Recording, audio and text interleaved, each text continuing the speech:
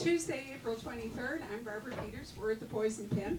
And if it shows at all on our live stream broadcast, haha, you're not here because we have these fabulous cookies provided by Dutton, Yes, Jeff's publisher, to help us celebrate. And Jeff is providing us with both music and a little biopic to sort of get you in the mood. And I'm not sure which one's coming first. Which one? Are we going to listen to the music first? Okay, so this is a narco corrido. Yeah, let me give you the background. This is, I talked about this last time. Right. And most of you probably hadn't had time to read the book or understand what I was talking about in the story. Am I on? So anyway, this is a song that plays a really big part in the Jaguar. Quick and dirty synopsis leading up to the song. In the book, a very talented young Los Angeles-based songwriter and singer, married to a profoundly corrupt deputy, is kidnapped by a narco lord and whisked away by jet down to the jungles of the Upper Ten and stashed in a castle in the middle of nowhere, in the middle of the jungle, basically. It's a place that's overrun with monkeys and parrots and lizards and stuff, and narcos, and bad men everywhere you look. But they treat her very well at the beginning, and she comes to learn over time that she's being held ransom for $1 million cash, which is nothing to this guy. More importantly, she's being held ransom to write a song for him based on his exploits as a drug lord, which was a popular thing for narco drug lords to do as of 10, 15 years ago. They started hiring songwriters to write songs about them, to extol their virtues and their bravery and talk about the way they would battle the evil gringos, and you know, people would die in hails of bullets and stuff, and the narcos would compete to see who could get the best songs written about them. And so this is a takeoff on that. And Erin, the songwriter, has to write the song, and it has to be about him, and so she has to know him, and so they dine and interview and talk and get to know each other, and she, under great duress, as you might imagine, writes the song. And it's the story of Benjamin Armenta, Benji in the song.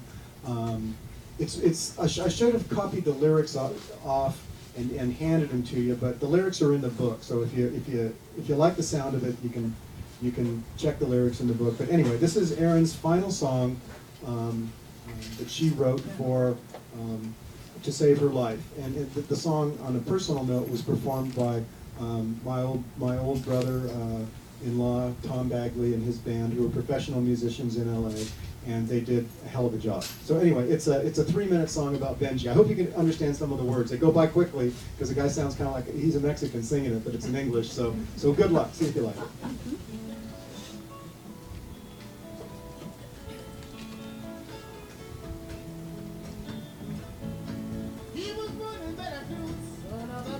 Never knew his mama did what she had to do. Look at me, I can't stand. Ah, yeah. Skinny boy, no hair but feet, and man was black was nothing to read. They gotta hustle to get their food. Life runs running, but I do. Oh, you do what you have to do. Look at me, I can't stand. Oh, you do what you got to do.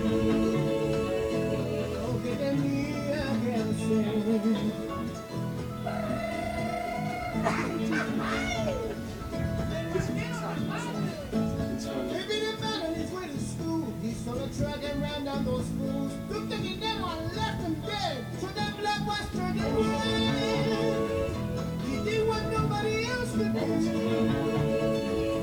Look at me, I can't stand. I did what nobody else could do. Look at me, I can't stand. Chase through the streets of the city of gold. Heart beat strong in the city of gold. Feel it goes with Cortez in the city of gold. That pagan treasure in the city of gold.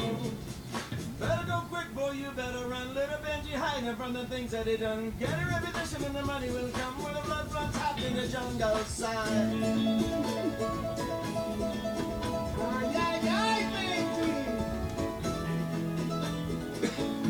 So he hides in a secret place, 11 months and 13 days. He grew strong, but he got the blues. Long for a girl in Veracruz. Sweet Anya in Veracruz.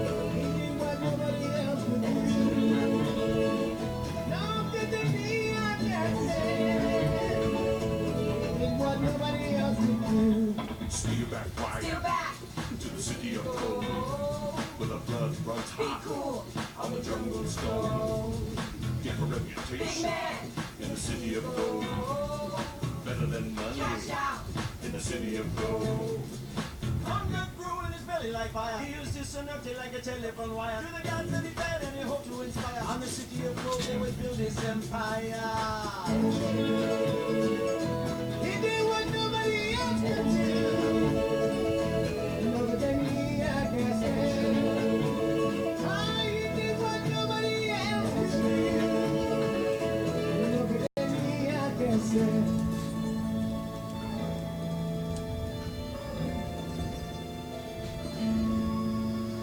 But the gods are fickle cruel, and Benji's time had come overdue. A gun in the hand of someone new, who simply did what he had to do. Who simply did what he had to do. You did what you got to do. Longer than me, I can say. Oh, you do what you got to do. Longer than me, I can say. Ah, yeah, yeah, yeah, yeah, yeah. Simply did what you had to do. Oh, my God, you Benji, Benji, Benji. You did what you had to do.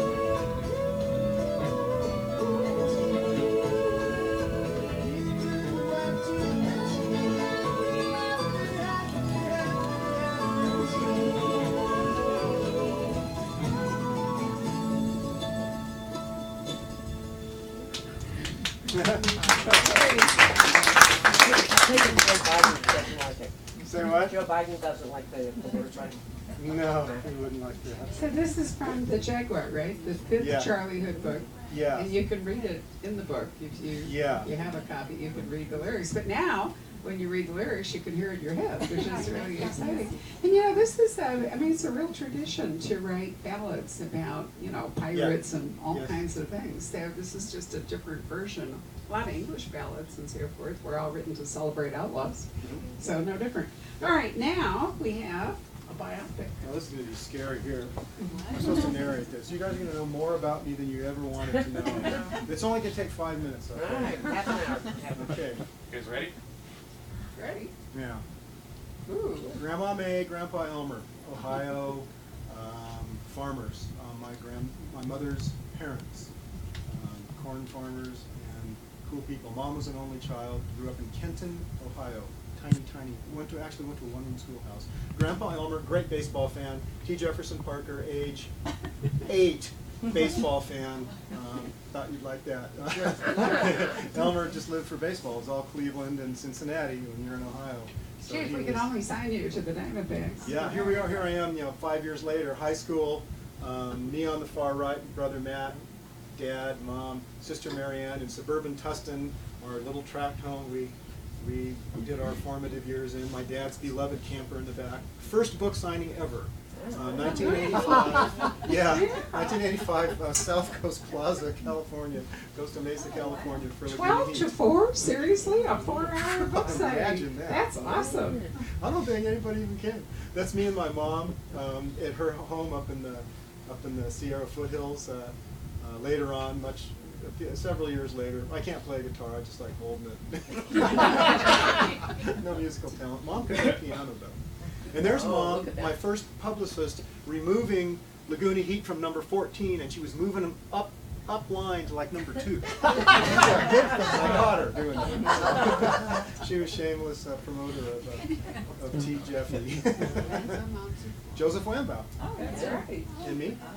Somewhere, Mysterious Galaxy, San Diego. Yeah, that would have been, maybe 10 years ago. Something about, I just had dinner with him the other night. He's a really cool guy. Yeah, so unfortunately, he doesn't like to go anywhere. No. Yeah. You know these guys. We do. Grace Conley and Parker. That was at a funeral, a memorial service for a cherished bookseller. And my dad, my son, and me. Love Yep. your shirt. Thank you, thank you. Yep, there we are. That was my house in Laguna. Tommy was just, I don't know, hours old, days old, whatever. I was very proud, as you can tell. That's my wife, Rita, and Tommy, 8 years later, maybe? Oh. Yeah, at my brother's wedding in San Diego. So you're the oldest, right? I'm the oldest. Yep. Matt got married at 52 years old or something like that. Oh, Yeah. wow. There we are. Me and my wife Rita. We're in Yosemite, Love your hair. I think. I never know what to do. Kind of a vibe thing there. Yeah. There we are again. Rita hates that picture, but put it in there anyway. I don't know. But that's the kitchen of our house in Fallbrook now, where we live. We were just having a glass of wine and goofing off. So I don't know who took that picture. You look really surprised. Yeah. I don't think I was quite ready for that. Oh, yeah. That was a newspaper feature article on me, the San Diego Union Tribune, and they took that picture. That's that bridge in San Diego, the one when you're heading up towards the zoo that goes over the 163. Oh, right. You probably remember it. And I just thought it was kind of cool. Veracruz. We stayed there for a week doing research for that song and that novel. And this is our hotel, which you'll love this. Now it's a travel lodge, but originally when it was built in the 1600s, it was a convent. Oh, very nice. Isn't that cool? Repurposed. Yeah, and we had to find Mike Finnegan's bar, an apartment. Mike's a bad guy in the book, and so we traipsed the streets of Veracruz looking for old, beat-up apartments like Mike rent. It's a secret sort of apartment stuff. So that's a possible Mike Finnegan lair, and yeah, bars. I took pictures of my favorite bars, all the kind of down and out looking bars. I thought maybe Mike would hang out with that bar there, and basically we were just tourists for a week. It was really fun. Remind us where Veracruz is? Pardon? Where is Veracruz? It's on the coast, it's the Yucatan coast, right? It's just above, yeah. Right. My two dogs, Jack and Spike, my beloved dogs, and our little wildflowers out front.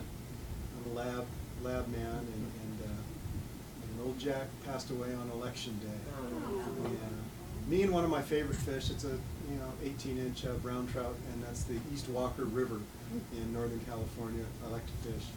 And so now you have to look at like 3 fish pictures, sorry. Is there a tuna? No. No.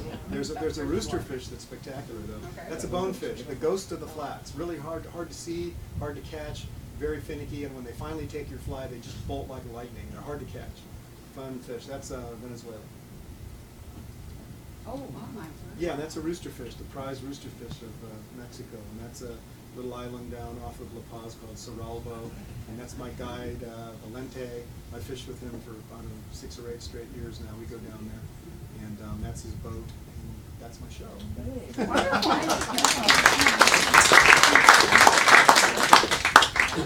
That's pretty cool. That was Barbara's idea to make that. I didn't even know how to make it, but Tommy, the 14-year-old now, he figured out how to make it. But he's handy with all that stuff, so he put that together.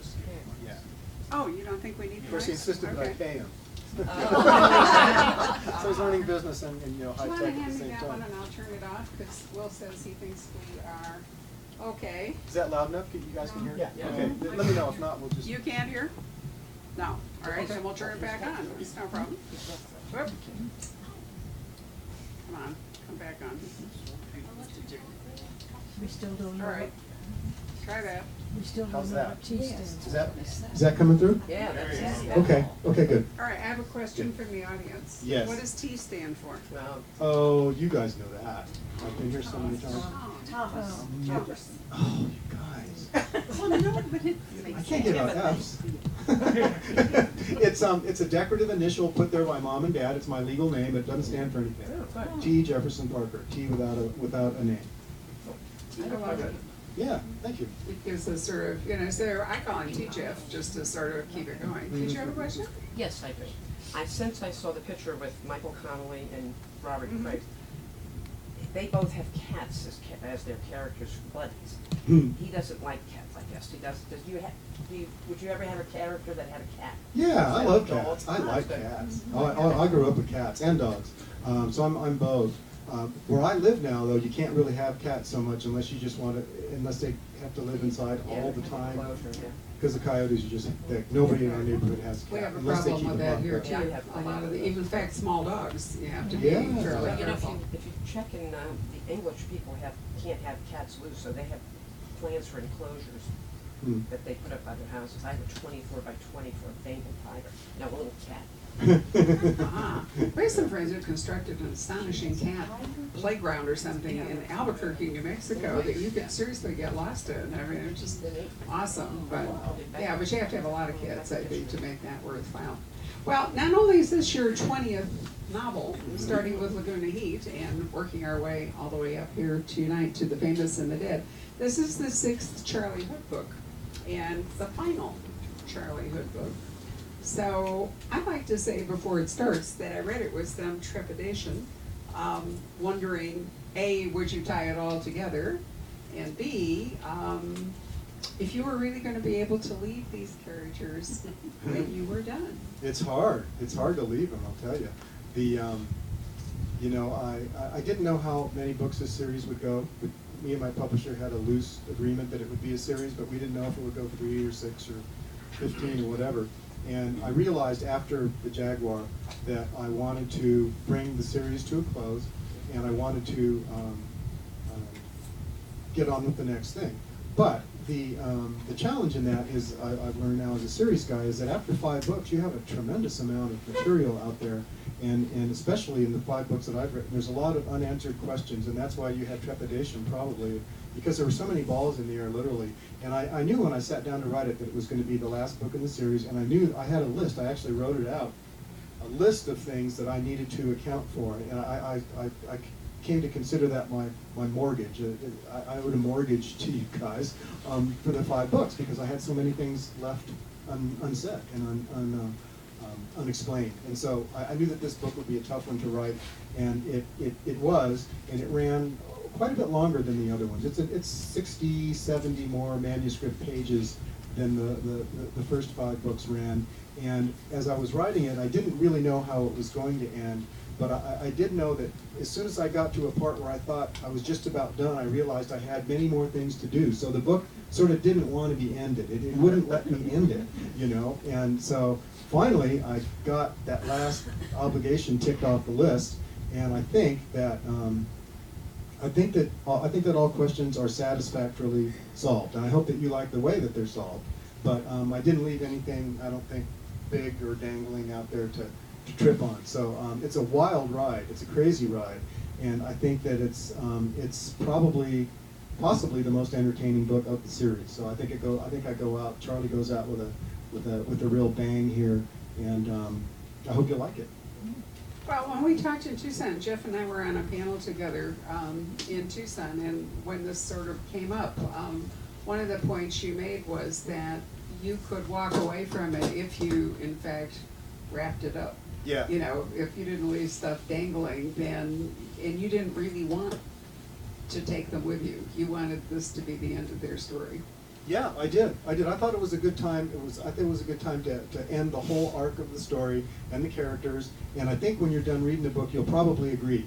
You'll probably go, well, yeah, I'm not quite sure where you would take it from here. I mean, I could write another one, I suppose, but I think Charlie's in a really interesting place, in a good place, and I think you guys will be satisfied with these 6 books as sort of a whopping big story, and really, truly, I think that these 6 books read much more like a huge novel than 5 discrete books. I mean, they're intimately connected. I mean, they really are. So for better or for worse. And I think when you get to the end of it, you're going to go, yeah, Parker left him in a good place. That was my hope anyway. You're the only person I know that could make a head, a preserved head, sort of be the unifying element all the way through the book.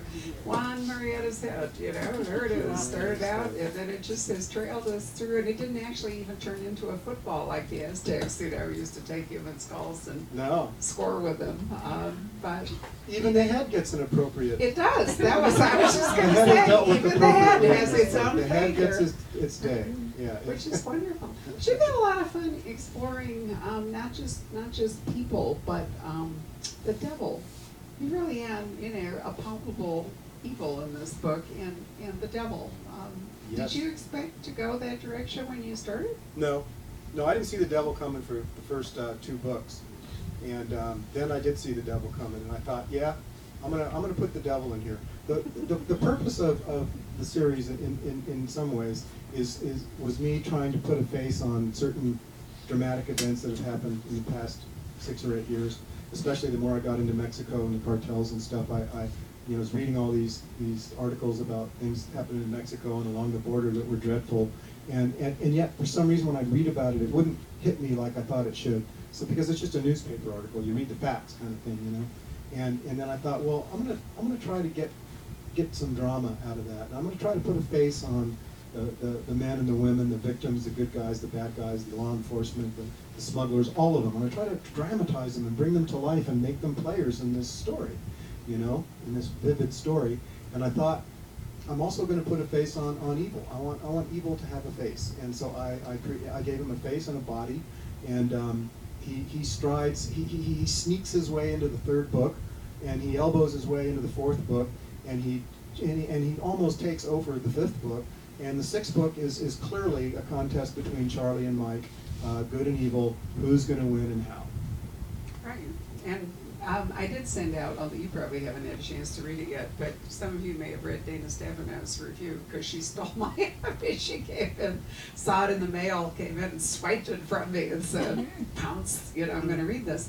But I really liked the way she ended up, and she said these books are going to be taught in theology classes, among other things. Dana said that about my book? She did. I'll send you the whole thing. It's I want to see it. it's a really rave review, but she particularly commented, you know, on the active role of the devil and how she saw it. Anybody? Well, I don't have a. Oh, I can't wait to see that. But I thought she had some wonderfully perceptive comments, and she is a very harsh critic. I mean, she's not a person who writes easy reviews, you know, but she was clearly enraptured with this book, not only how you wound it up, but the overriding, you know, the theme. And it did occur to me when I was talking about that, in a way, you kind of had practice when you wrote California Girl of writing a really big story that arced across, but that all worked out into one novel. Mm-hmm. But you could have actually written it like this one if you had wanted to. You could have taken California Girl and done it, you know, as a series of novels moving from, when was it, 1968? Is that when it started? That's the focal year of California Girl, but it actually opens in the late 50s, and it goes from the late 50s to 2004, whenever the book Right. was So published. in fact, you know, you could have done that, but that turned out to be a Edgar-winning single volume. And now that you've had this practice, are you thinking about writing something complete in of itself in one book, or are you thinking? I'm tempted to write a standalone next. You know, I've got a couple outlines going. I haven't decided which I'm going to go with, but both are for what I think would be standalone books. I'm kind of a standalone guy. My nature is I'm more comfortable with standalones. I think I took on the challenge of writing a series with my eyes open. I mean, I volunteered for it because I thought it would be. I thought it would be really challenging. I thought it would be really interesting, and I love the idea of having multiple books to deal with the same character. I thought, wow, this could be really neat, you know, because before, with the very few exceptions in my career, all, you know, 14 Except other for books the I've three-color written. books. Right, I as they wrote a call them. little series in the 90s. Right. You could call it a trilogy or a short series, whatever. But besides that, they were all standalones, and I've always been a little more comfortable in that form, if you will. So I took this on as a challenge, and it surprised me how difficult some things were to do in a series and how easy some things were to do. So the things that I thought would be hard would prove to be fairly easy, and the things that I thought would be easy turned out to be kind of hard. So I was surprised by this series. It was a real eye-opener for me. I think I'm going to default now to my basic setting as a standalone novelist and write another standalone thriller for my next book. That's my instinct anyway. You're really a chronicler of California, though, aren't you, primarily? I see myself that way. That's, you know, and you've moved in the course of the time I've known you. You relocated, didn't you, from, Orange County down to Yeah, exactly. San Diego? And I thought that maybe living in San Diego was part of the reason you got interested in the whole sextet here. I'd love to have a sextet. We don't have too many sextets. Can't have too much sextet. Well, whatever. I know. But no, I mean, I thought living in San Diego that much closer to the border and all might have been part of the impetus in writing this particular Because Orange County is really different. It really was. I mean, it was a huge impetus because I moved down there in 2000. I moved from Laguna Beach to Fallbrook, San Diego County in the year 2000, and just a few short years later, like 2004 or 5, is when the cartel wars really started heating up, and it was huge news in San Diego, you know, because San Diego's so close to the border. So I was exposed to it through the news a lot, TV a lot, newspapers a lot, and that proximity is a lot of why I did it. And you know, I get really inspired by landscape. I loved writing about Orange County. I think my first 10 books took place in Orange County, something like that, or maybe even 12. And then when I moved to San Diego, I wrote a couple of San Diego books, two of those, Fallbrook and San Diego. And then I launched off into this series that starts in LA, moves up to the Antelope Valley, and then swings back down into the border along California, Arizona, Texas, and Mexico. And that's where the last 4 books take place. So I love that being able to look at the world around you and write about it, and then look at a different world and write about that too. I always thought it was kind of a novelist job to report back a little bit, you know, maybe because I was a newspaper guy for a long time, and I like going out and bringing back to you whatever it is that I might find. And I find myself really truly inspired by geography. You know, I fell in love with Laguna Beach, and that's why I wrote my first novel set in Laguna Beach, is because I've fallen in love with that little town.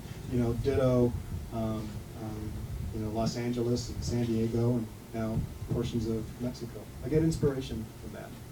And another thing we talked about in Tucson, when we say California, we're actually talking, in Jeff's case, Southern California, and how different it is from Northern California. It was where Gerwitz, our group, right. was speaking up for Northern California, which is actually the part of California that I know, because that's where I lived for a long time and was just sort of a visitor to Southern California.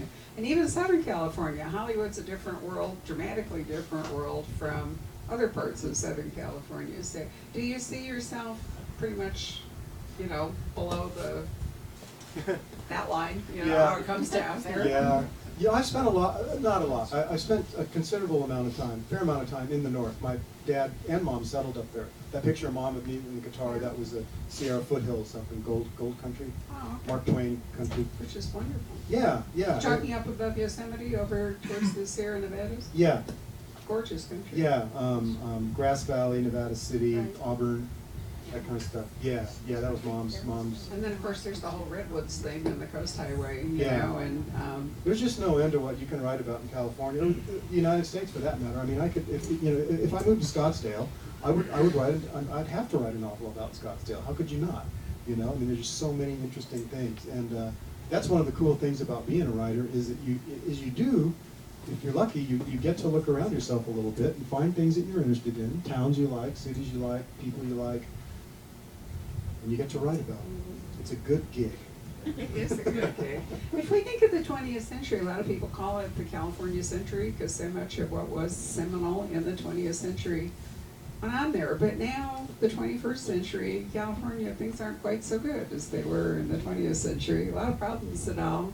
A lot of experiments. California was really our sort of socialist experiment state and all. Isn't working out quite so well. So some of your books have had historical roots going back, as you say, to the mid-century. Do you see yourself carrying on in the 21st century, or do you see yourself, you know, doing more of a sweep? You know, I'm totally down with the 21st century. Yeah, I'm 21st all the way. I like writing about right now. Okay. You know, and also I think that, you know, starting just really generally speaking, I think beginning with the trade tower bombings in 2001, this country has changed profoundly and is in the midst of changing more profoundly, and even more change is going to be coming. We talked about this a whole 2 years ago when John and I were here. Yeah. And so as a writer, I look around me, I see a rapidly changing world. It's the same one you all see. I'm not a prophet or anything. I mean, all you have to do is open your eyes and you see how much the world has changed and how much it's going to change in very rapidly soon. And so again, as a writer, what a place to be. You know, I would be, I could no more go back and write a noir piece set in you know 1942 LA. Ever. No, I like now. I'm really curious about now. I'm really curious about tomorrow, you know. So I'm going to stay current as much as I can. Oh, you're certainly not gonna run out of stuff to write No, about. there's Or so much out landscapes. One Yes, more question, Chris. sure. Do you think it's easier for somebody like Sue Grafton, who doesn't have to deal with the change in technology, that's things that have changed the way a mystery is written? You know, you can't always have the girl run out of gas on the road because she doesn't have any phone, so she gets killed. You know, you can't do that anymore because there's so much, that, you know, things that prevent that from happening, okay? So she keeps her character in this state, you know, she never ages. Mhm. And that makes it a little easier. The folks, no cell phones. Well, Yeah. in some ways it makes it easier, but Sue's also presented herself, something we'll talk about when she's here. W is for, is it actually witnessed? Does anybody know for sure at this moment, John? She hasn't said, right? Yeah, yeah. Anyway, we're gonna launch her book tour on September 10th. And the problem she's given herself is that as they have become more historical and less about her everyday life, Yeah. she now has a whole different thing, which is how to do, you know, was it Back to the Future or however that went out? How can she be as accurate and authentic about how Kinsey's functioning in 87 probably, as she could when it was 1987. You know, it's, I mean, now they're becoming historical novels, and that's a whole different set of challenges. So I don't think it's any easier. I think it's just different, you know, that there was a kind of a pendulum where maybe it was easier for a little while, but now it's a different kind of a problem. So I don't think anybody writing fiction has it easy. I mean, there are always gonna be challenges or constraints. Yeah, You just have to pick your own. I think it's important to stay current as much as I can. I'm not a technology buff. I'm conversant, but I'm not, certainly not a I tech mean, guy. 9/11 changed a lot of stuff. Yeah, I mean, yeah, just for starters, the technology and that, I You know, mean, Thomas Perry Well, can't do look at the Jane Boston Whitfield thing. I mean, I thing. think that crowdsourcing I mean, the whole deal, finding these two young men in Boston, you know, using the crowd, you know, was, that's a whole shift in law enforcement. That wouldn't have even been possible. you mean the lockdown and the door? No, I mean, requesting all their video and photos. I mean, okay. they identified these, there's, you know, increasingly nowhere you can go, at least in public, without somebody making a record. Either there are cameras in England, there is almost nowhere that is out of the range of CCTV. And there's an absolutely brilliant book by Barry Maitland. I always do this when I have one or no copies in the store, so I never rush up. I always do this. But anyway, it's called Chelsea Mansions, and it begins with what looks like a completely random attack on a woman at the Chelsea Flower Show. And when the cop, the hero of her series, comes and he looks at it, he doesn't think that the guy could have sprung from where he sprang from when he ran into this woman, and basically she fell under a bus by accident. And so he finally finds some video of where the guy came out, and the guy's error is then he is wearing some flash pair of tennis shoes with like a swoosh or some distinguishing thing. And do you know they are able to track him through CCTV all the way across London, down into the underground, on into the train, back up again, over here on the bus, and eventually to the very door of his apartment. There's nowhere I like that. he wasn't mapped. It's really And interesting. I thought that was completely fascinating. And the Boston thing was kind of an interesting variation, you know, in that by assembling all that stuff, the problem, of course, is that so much raw data, who is really, you know, Right. gonna recognize it? Right. And, but I think that law enforcement is profoundly changing as, remember all the way back to Rodney King, who would have known about that if people hadn't been present, Yeah, you that know? was a good foretaste of things. It to was, have that yeah, video. Yeah. yeah. Yep. So I don't know that, you know, you can do bank robbery books in the same way anymore, or, you know, books where there are, I mean, events where there are public kinds of crimes, where you're gonna have multitudinous Yeah. images, witnesses, all that kind of thing. So that'd make it really interesting to do a police procedural now. It would change, It wouldn't it? would. It would. I'd like to imagine one 10 years in the future.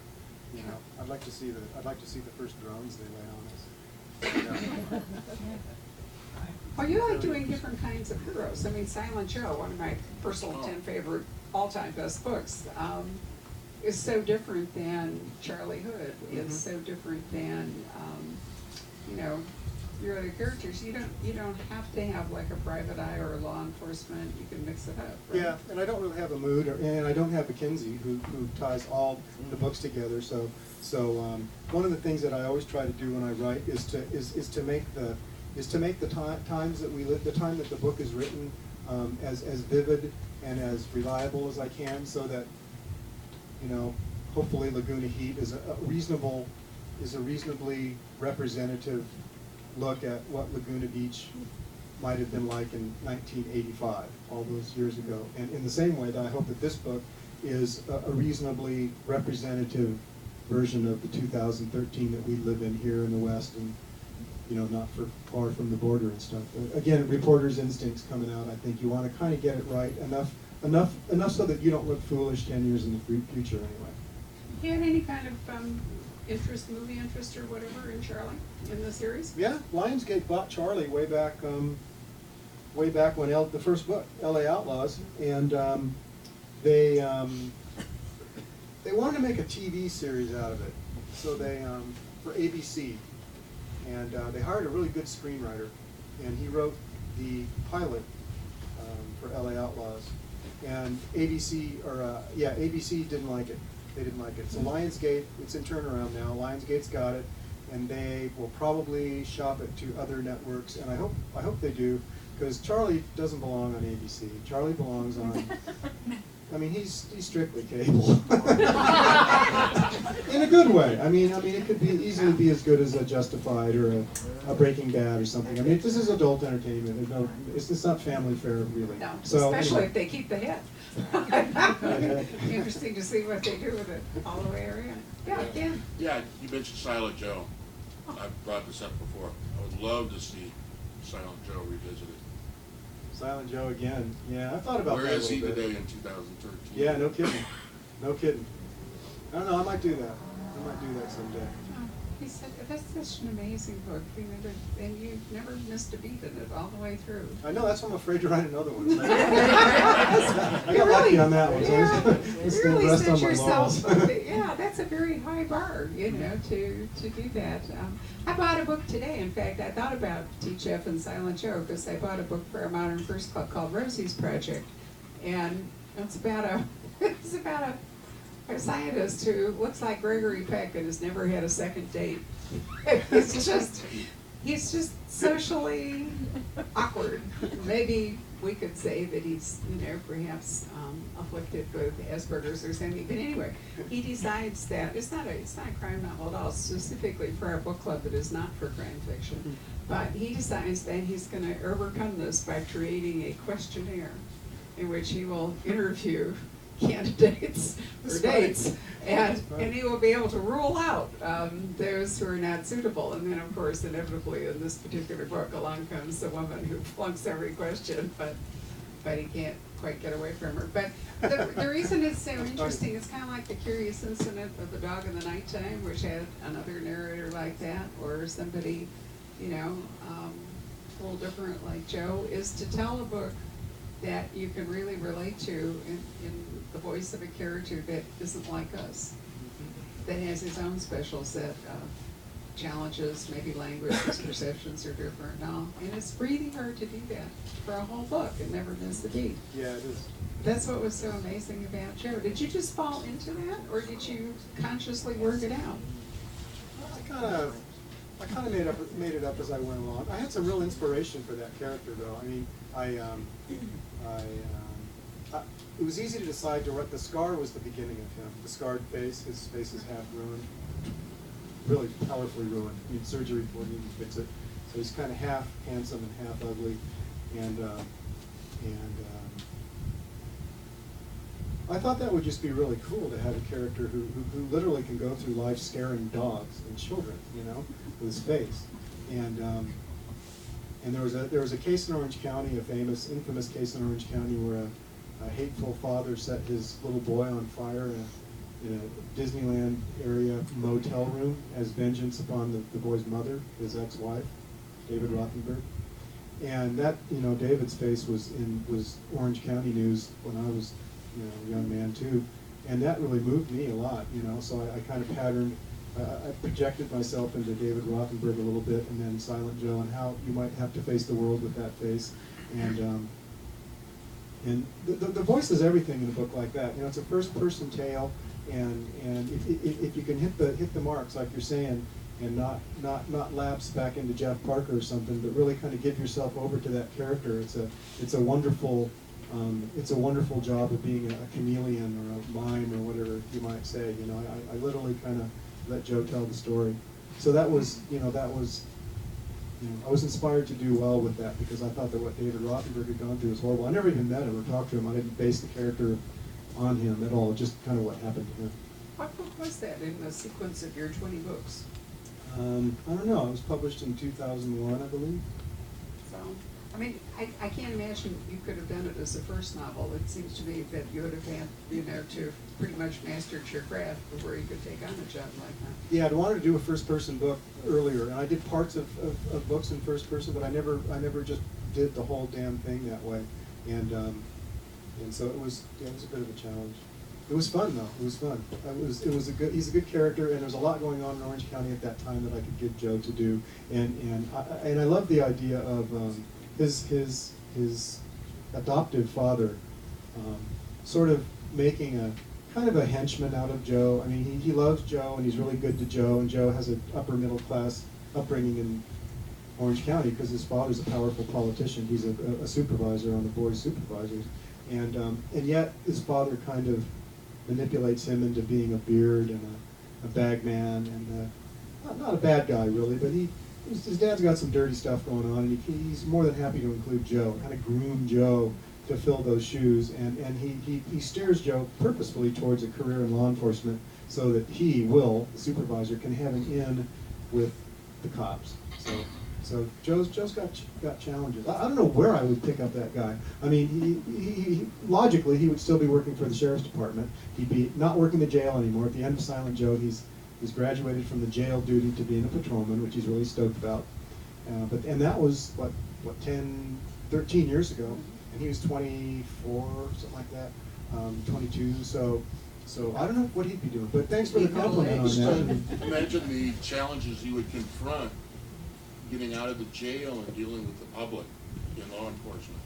Yeah, the jail is kind of a cocoon for him in a way. I mean, the bad guys give everybody trouble. So yeah, and he's kind of in his dark little world there. Yeah, to go out into the sunlight, yeah, it'd be tough.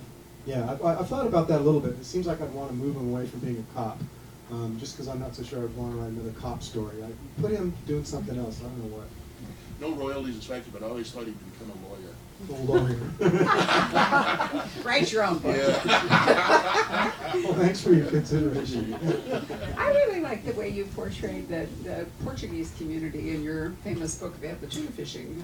But it really wasn't about tuna fishing so much as it was about the Portuguese community, the immigrants who had come there and so there are lots of other communities like that. I like those little ethnic communities. Yeah, I mean, there's Koreatown and all kinds of, In fact, the density of writers in Southern California seems to me, you could throw a rock on every block and back, bash a writer, but there's not really a lot of overlap, everybody's there's so much going on, so much space that everybody can write different kinds of books and not run into that. Danny, do you have other people have questions? Yeah, you had mentioned that you have a couple outlines for possible books. Are they related to any current events from? Let's see. Loosely speaking, yeah. I'm intrigued by the. This will sound dry and academic, and it sort of is. But once you get into the heart of it, I think I'm really into the huge amounts of money being spent, mostly by the federal government, to subsidize power, green power. Because California is a real hotbed for that, the solar especially, and wind turbines also, and there are little tiny cities being created up along the California-Nevada border that are going to build huge mirror things. The mirrors are going to reflect onto these towers. The towers are going to boil the water, and the water's going to turn the turbine, and you're going to get energy. And what's interesting to me about it is the Old West aspect, because it's out in the middle of the desert, and you literally have to bring in, you know, hotels, motels, stores, developments, building, these giant plants, all these people, and the big boys are competing. You know, Exxon is out there. Google is spending hundreds of millions of dollars and receiving hundreds of millions of dollars from the government to develop this stuff, because a lot of the solar energy and wind energy development is subsidized. So I'm intrigued by all that money up there, and the government having it, and the privateers trying to get it out of them. You know, I can see a desert tale up in, you know, something about power. And the other one is I'm interested in I'm kind of interested in the drones and how they might or might not affect our lives in a few years. You know, I mean, the government really seems pretty hell-bent on allowing airspace to go to the drones. They're under a mandate from the FAA is under a mandate from whoever's above them to open up, you know, the airspace by 2015. They're supposed to start issuing these permits and stuff. You know, well, it's just going to be universities and it's just going to be hobbyists or whatever. But I think, you know, the surveillance is a real touchy issue, and Americans, especially we Americans, are pretty damn touchy on that subject. And so I think there's a novel in there, but it may not be right now. It may be 5 years from now. It's kind of an extension of the Google cars, isn't it, and the whole Google mapping project? Yeah. I mean, you know, that's on the ground, but if they're doing it from the air, it's more or less the same thing. Yep. Well, you know, there's Fourth Amendment rights involved with that, the space above things, as far as what you can look at and not get a warrant for Right. with the Fourth Right. Amendment. with Yeah, court there's cases. all kinds of strange issues. I mean, I think it's sort of creepy that, you know, you could go look at your own house and see other people, you know, looking at you, so to speak, or how you are. I think there's some privacy issues that are really intrusive. Even the, you know, the cell phone stuff in Boston, you know, touches on some very interesting issues. And not only that, you have chains of evidence and chains of custody things too, if you've got random phone stuff coming in, you know. Yeah, imagine the reams of information, or the bytes of information you would gather with you know, surveillance drones, just sort of, you know, patrolling your friendly skies, you know. It's really thought-provoking, interesting. I don't know where I stand on any of that yet, but I think it's going to be really interesting to see what happens. I do too. Anybody else? Since this is the last Charlie Hood book, are Bradley and Aaron and Mike and Owens, are they gone also? Oh, that's a good question. She asked about the other characters in the book. Are they gone too? Well, yeah, I guess they're all gone suddenly.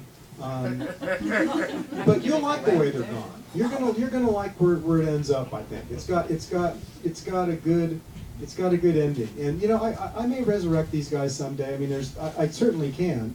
I don't want to spoil the ending or anything, but the several endings. But those characters, I could resurrect. I could write about these characters again someday, and I might. Another reason that I don't want to write about them next is I'm a little tired of it, because it's violent and it's dark, and I've had enough heads, you know, and I've had enough cartels, and I've had enough Benjis, and I'm just going to do something else. I mean, you can dirty yourself as much as you want, but I don't want to make a career out of that, you know. I might rather write a book now more like Silent Joe, that actually kind of ends nicely, and Joe's in the right place, and he knows who he is, and he's got a girlfriend, and, you know, do something maybe more like that. Well, I thought the Jaguar was wonderful, but it was a hard read. You know, it was like very emotional to me. It just seemed like Good. Yeah. Yeah. Well, it's supposed to, I mean, that's good. It's good to a point, you know. And then the next book that you would choose to read, probably after reading through the Jaguar and its ups and downs and difficulties and rewards, you would probably want to read something that wasn't like that, you know. So to do 6 books in a row that kind of relate, you know, the last 4, you know, the Mexico Quartet really is the dark stuff. I'm ready to get off that stage and go out into the world and report back to you guys with something different. And also, I think you can imagine those characters still standing, going out about their lives, you know. I mean, it isn't Holocaust, you know, so you can imagine them, you know, kind of they're just over there, you know, Yeah. the ones still around doing whatever they're doing. And I agree with you entirely. I wrote an email to you today about how happy I was with Aunt Dimity at the Lost Prince, which is just a little fairy tale. Nobody dies. It's a tour of English stately homes. It's lovely. The food's great, you know, and it's sweet. And I thought, you know, it's really nice every once in a while to read a book like that. You can't just do dark and terrible. I can't anyway, all the time. Not as a reader, I can't as a I reader. mean, I as go a off and writer, read, it's you know, a- like a Regency romance or a Yeah. biography, Yeah, you or, just need I mean, to open I the think window. real readers, you know, don't you all have multiple books? I mean, you may not be reading them simultaneously, but, you know, I often think the world is just divided into people who read and people who don't.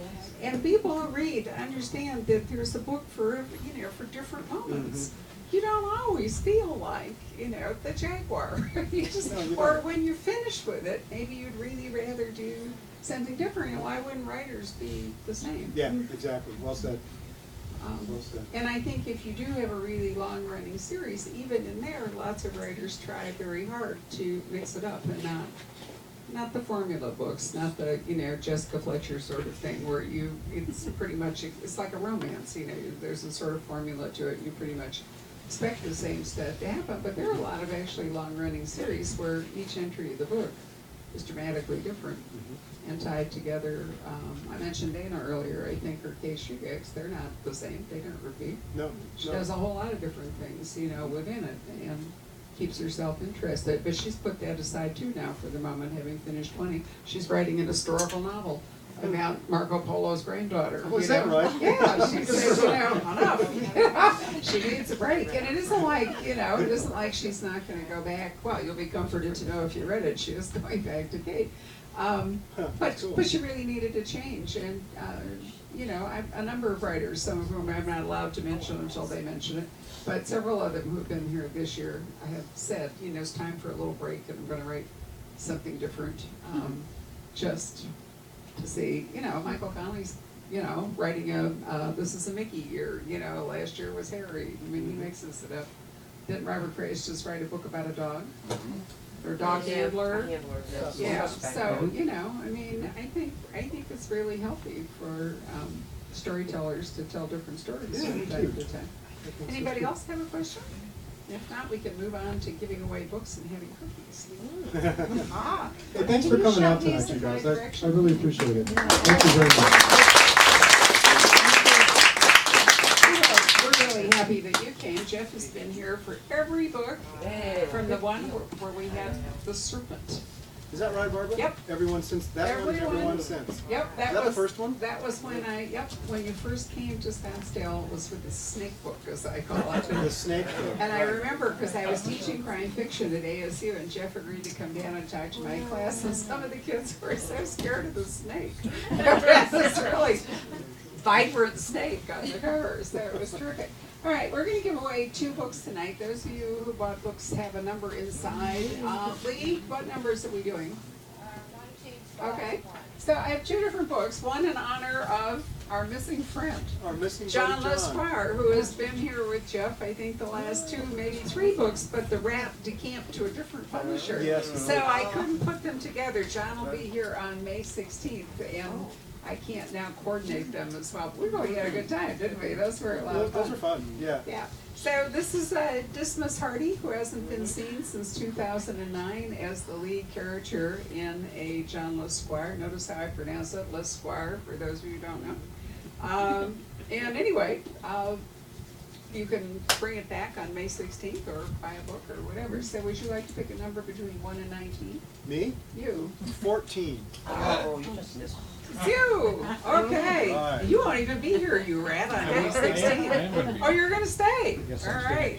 One of our Midwestern, you're becoming a snowbird for Jacob.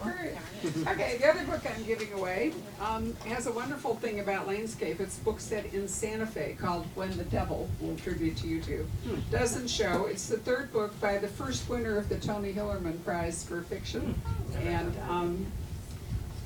so it isn't full of Tony Hillerman elements, but it is about New Mexico, and I think has some great stuff about Santa Fe, which is the place where I live part of the year and which I really love.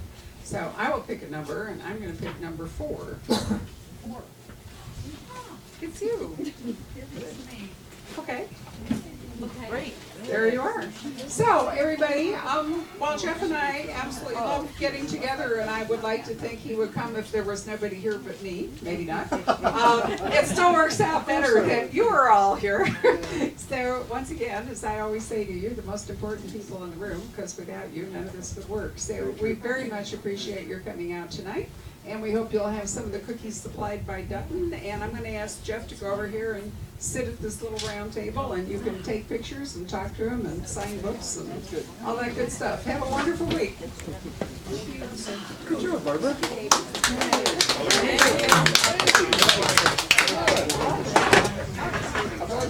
Hey.